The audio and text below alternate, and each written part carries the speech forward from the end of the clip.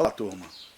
Nós vamos então falar hoje sobre naturalismo.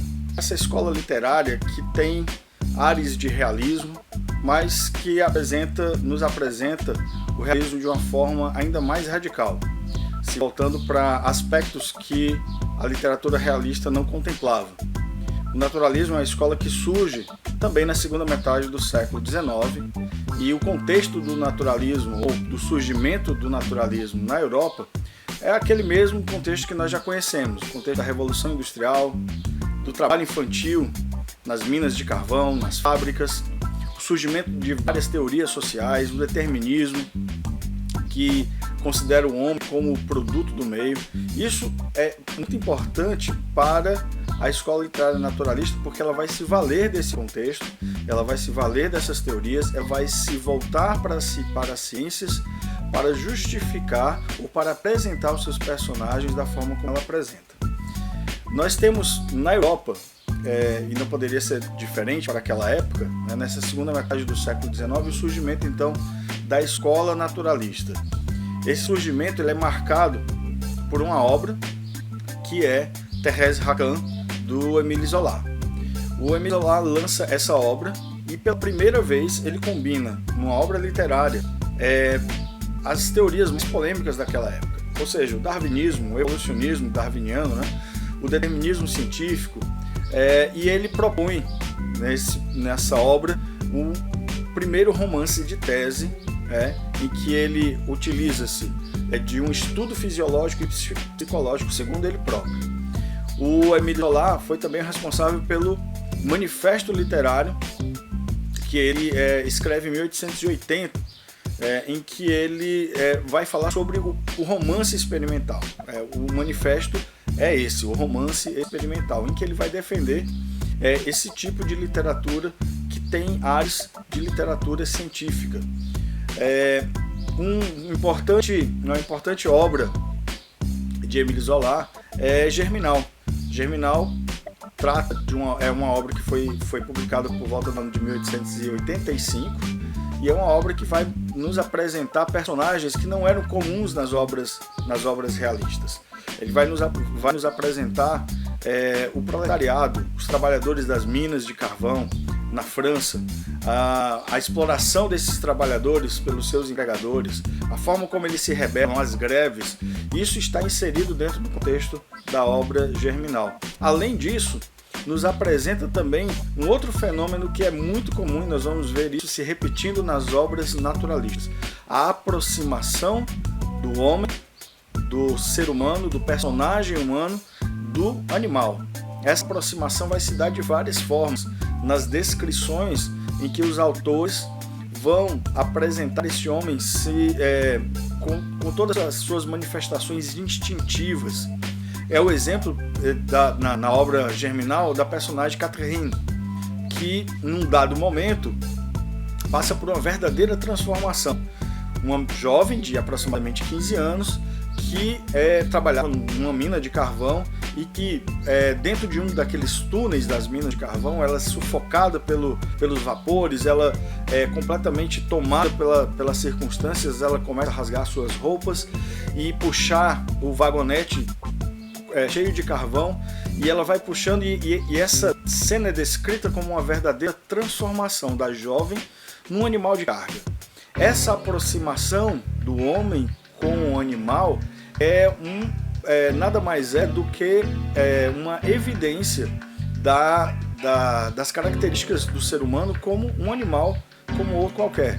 Não é um animal diferenciado, mas é um animal sujeito aos seus instintos, é um animal que busca se adaptar, é um animal que sobrevive de acordo com as suas propriedades ou a sua capacidade de adaptação.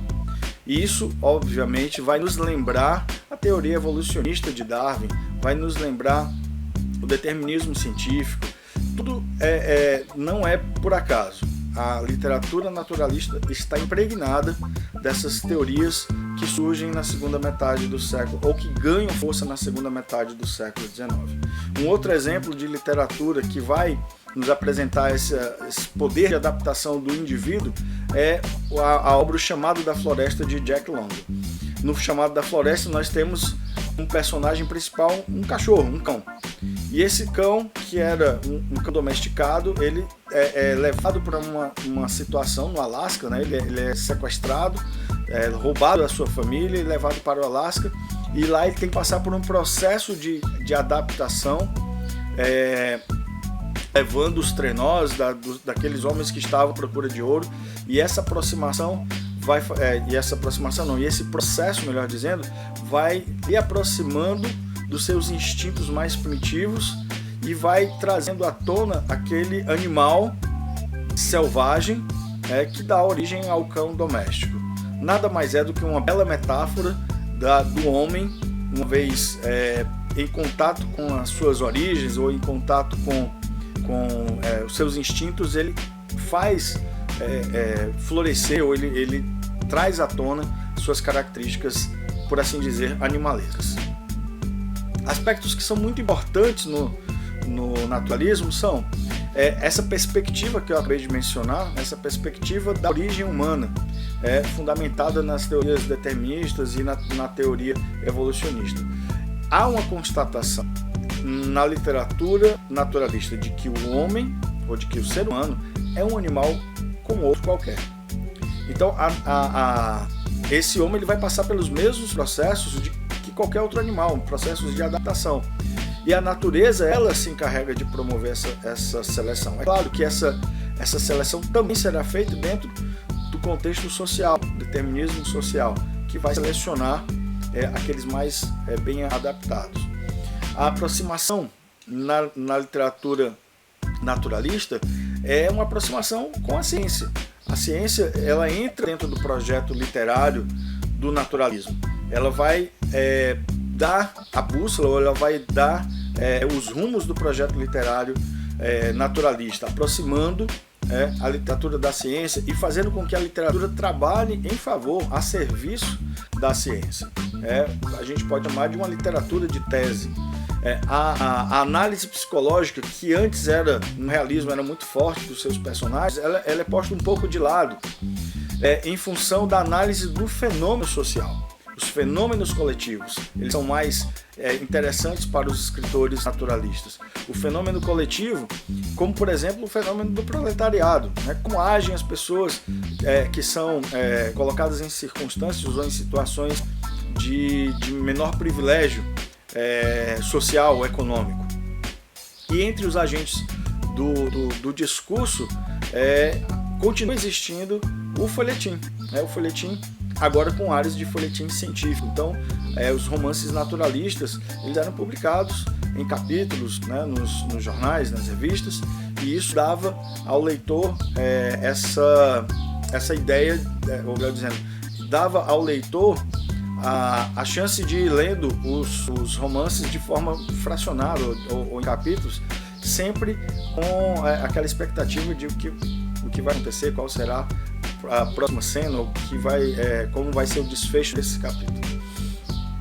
Relembrando, aspectos importantes do contexto do naturalismo, ou melhor dizendo, do enredo das obras naturalistas, estão associados diretamente à animalização do ser humano. Nós podemos inclusive utilizar o termo zoomorfização, que é a modificação, que é a transformação desse homem em animal, como o exemplo da personagem Catherine que eu acabei de mencionar, de Émile Zola.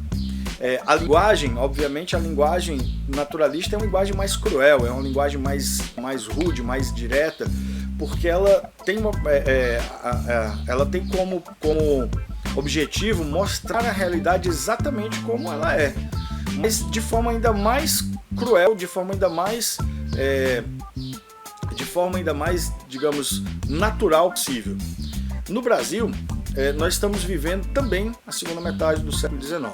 E aí, para que a gente não repita, só relembrando, nós estamos vivendo o segundo reinado de Dom Pedro II, nós estamos vivendo a abolição da escravidão, quase no finalzinho do século XIX, nós estamos passando por um desenvolvimento industrial, o Brasil tenta se aproximar dos países europeus, nós estamos caminhando para a República, o Império está a cada dia que passa caminhando para a República, e esse é o contexto em que surge também a literatura naturalista no Brasil. A literatura naturalista no Brasil, é claro que ela vai estar ocorrendo quase que de forma simultânea com outras manifestações literárias, como, por exemplo, o realismo, como, por exemplo, o romantismo, que ainda não havia perdido completamente a força, como, por exemplo, o parnasianismo ou o simbolismo. Essas manifestações literárias, elas acontecem quase que simultaneamente. E muitos dos autores se conheciam, eram amigos. Alguns autores começam a escrever dentro de uma estética realista e migram para uma estética naturalista. Outros começam a escrever dentro de uma estética romântica e em um determinado momento suas obras passam a refletir o contexto e a tendência do realismo. Então isso acontece nessa efervescência que é a segunda metade do século XIX, algo que de fato vai estar presente na nossa literatura. Entre os escritores da literatura brasileira, os que se destacam são Luiz Azevedo, o primeiro deles, né? Talvez o maior nome da literatura naturalista brasileira, um escritor que teve uma história um tanto quanto conturbada, uma história familiar um tanto quanto conturbada. Ele era filho de um diplomata português. No decorrer da sua trajetória, ele escreve novelas, contos, crônicas, também foi diplomata, foi caricaturista, jornalista, e ele se envolve com a vida política, particularmente no Rio de Janeiro. Trabalha como chargista num jornal, em alguns jornais da cidade, e num dado momento ele publica então o seu primeiro romance, que é também o primeiro romance naturalista brasileiro, O Mulato, considerado aí um marco do naturalismo no Brasil. Entre as características ou entre os temas prediletos de Luiz Azevedo estão o preconceito, o preconceito de cor, né, a luta contra o preconceito de cor, o anticlericalismo, né, então aquele combate à igreja. O adultério é um tema que também está presente como crítica à sociedade, mas na verdade muito mais do que uma crítica, como uma constatação do que acontece na sociedade. Lembrando, nós estamos falando de naturalismo, então há uma ideia naturalista de que o homem ele não consegue controlar os seus instintos, e daí com consequências talvez o adultério. E os vícios também estão presentes na obra de Aloysio Azevedo. Uma característica que vai estar, que nos chama a atenção é a presença de personagens ou de um segmento da sociedade que não era comum nas obras realistas, por exemplo, que é a presença do povo mais humilde, do povo menos privilegiado, ou sem privilégios dentro da sociedade. Essas pessoas estarão presentes dentro do contexto das obras naturalistas de Aloysio Azevedo. Além de O Mulato, nós temos Casa de Pensão e a famosa obra O Cortiço, em que nós temos novamente aí esses personagens que eu já mencionei, entre eles Rita Baiana, né, uma caracterização muito interessante dessa personagem, comparando essa personagem a vários elementos da natureza. A Rita Baiana, ela chega a ser quase que uma metáfora do povo brasileiro no momento em que ela seduz o ingênuo português com suas curvas e com a sua dança sensual, que Aloysio Azevedo compara, se por um lado a astúcia de uma serpente, por outro lado compara a outros animais, e isso vai criando aí um ambiente que nos aproxima muito desse ideal ou dessa estética naturalista.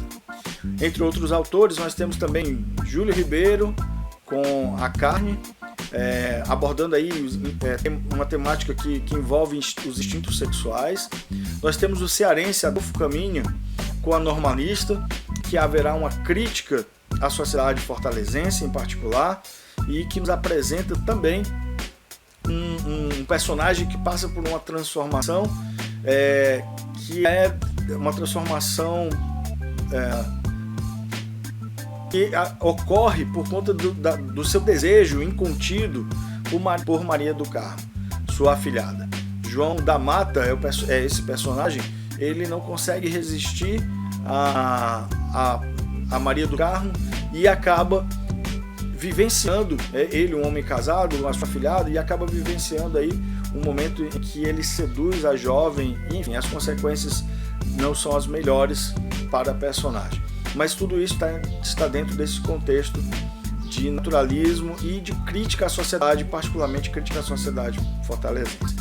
Nós temos também, de Adolfo Caminha, a obra Bom Crioulo, também abordando uma temática que não era comum, pelo menos não nos romances realistas. Ele traz para o romance a homossexualidade, né, em que ele vai apresentar uma figura, um personagem que era um marinheiro que se apaixona por um outro marinheiro. Enfim, essa trama vai conduzir a um final trágico e muito bem conduzida por Adolfo Caminha, nos apresentando novamente aí aspectos da natureza humana que não eram tão comuns em outros romances ou em outras escolas literárias, como eu já mencionei, no próprio realismo. Temos Domingos Olímpio com Luzia Homem, Inglês de Souza com Contos Amazônicos e O Missionário. Alguns aspectos nós precisamos ter em mente que são muito importantes para entendermos quais são, melhor dizendo, as características do naturalismo. O naturalismo, e vocês vão perceber, ele guarda muita semelhança com o realismo. Por isso que eu costumo dizer que o naturalismo é quase que um realismo mais radical, porque eles guardam de fato semelhanças. Uma escola não chega a se opor à outra, mas elas quase que se complementam. Ou o naturalismo poderia ser talvez até mesmo um desdobramento do realismo. Nós temos a objetividade, a verossimilhança, uma semelhança muito próxima com a realidade.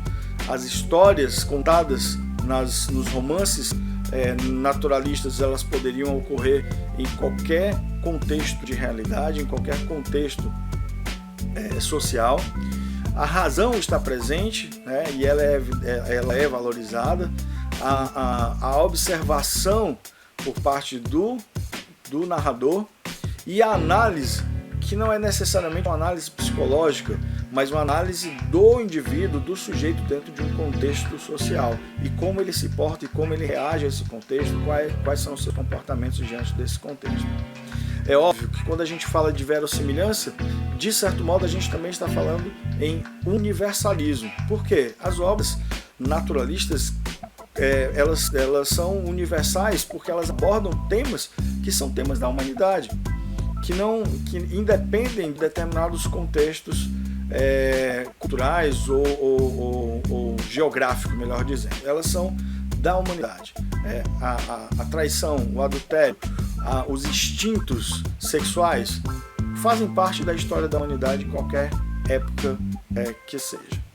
O instinto, como eu acabei de falar, está presente nas obras naturalistas. Por quê? Porque o homem é um animal como outro qualquer, sujeito aos seus instintos. É um animal que vai reagir àquilo que o meio lhe apresenta, e ele vai se adaptar ou não, ele vai ter de superar dificuldades ou não, e os seus instintos em alguns momentos falarão mais alto. A sociedade também está presente nas obras naturalistas, como uma representação da coletividade, a coletividade em que o homem está inserido. Os aspectos patológicos dessa sociedade também estão presentes, né? Isso é evidente, é uma sociedade adoecida, é uma sociedade que demonstra esse adoecimento, e age como uma sociedade doente. E por fim, não podemos deixar de mencionar aquilo que o Émile Zola já escreve em seu manifesto.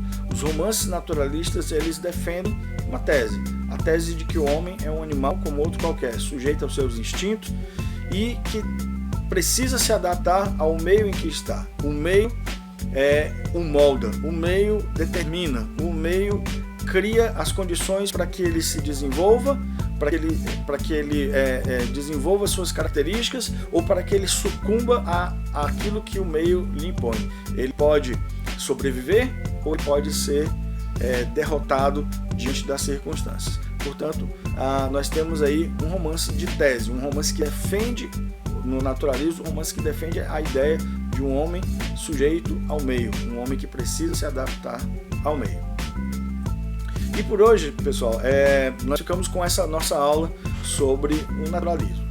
Prestem atenção nos autores, prestem atenção principalmente nessas características que distinguem a literatura naturalista da literatura realista, certo? São obras, são escolas que têm muitas características em comum, mas que se diferenciam particularmente por esse viés quase que científico que o realismo toma, e é dessa forma que no Brasil, em particular, o naturalismo ganha força como escola literária. Até a próxima!